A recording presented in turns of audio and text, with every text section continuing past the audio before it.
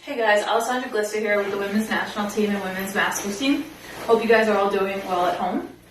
Today we're going to talk about footwork in the crease. It's super important as a ball hockey goalie to make sure that you're working on your footwork. And today we're going to talk about recovery leg. The reason that's so important is we're not on the ice and we don't have the luxury of sliding all around like we would on the ice surface. So your footwork in ball hockey is super important to work on. So as far as recovery goes, we want to make sure that we're getting up on the proper leg. So if the ball is going to my glove side, I want to make sure that I'm getting up with actually my blocker leg. This is what it looks like. And then if I'm getting up for a rebound on my blocker side, I'm going to use my glove side leg. The reason why we use the opposite leg is so that we can get a big push over. So if I use the same leg where the rebound goes, so let's say it's on the glove side, and I get up with this leg, it's a lot more steps to get square and get in my stance. And I'll show you real quick. The right leg, it's just one push. So same thing on your blocker side. You don't get up with our blocker foot, because then you have to get up and then push over. So you're going to just get up with your glove hand and push over. So some drills that you can do to work on that today. First, you can just start out by going to your glove side. So the way to do that is to track the ball. So we'll pretend that the ball is going to our glove side. It's up against the boards. So the first thing we're going to do is find it with our head. And when we do that, we're going to bring our arms and stick over. And then we're going to rotate on this back leg and bring your blocker leg up. The really important thing here is to make sure that your foot is pointed to the ball, because we want to push and get right into our stance. Otherwise, we have to fix this foot and get all squared up again.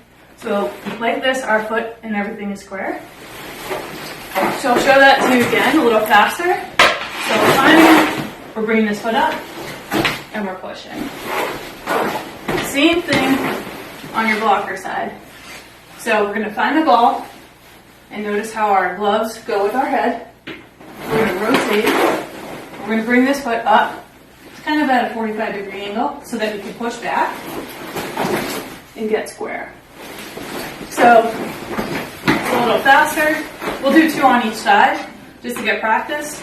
You guys don't have to flare your butterfly super wide because I know it'll hurt your hips doing that. So we're really focusing on muscle memory here versus flaring on your butterfly. If you want to flare on your butterfly, that's okay too. So we're going to the blocker side, the glove side twice. And again. And then we're going to go to the blocker side. Now, if you want to make this a little bit harder, as you get used to rotating and getting your foot up properly, you can ask a partner, if you have someone watching your form, to just call out the sides that you should be reacting to. So I have someone videotaping, they're going to call out a side. Blocker. Glove. Glove. Blocker.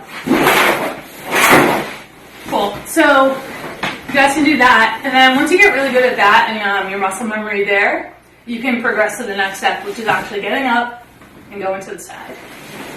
So make sure your butt's up. I'm going to rotate to the glove and push.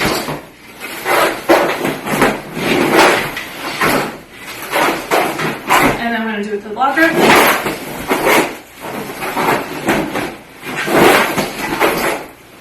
And then you're square. You can do that again, have your partner call out the sides and make it a little more challenging. But that's your tip for today. Have fun.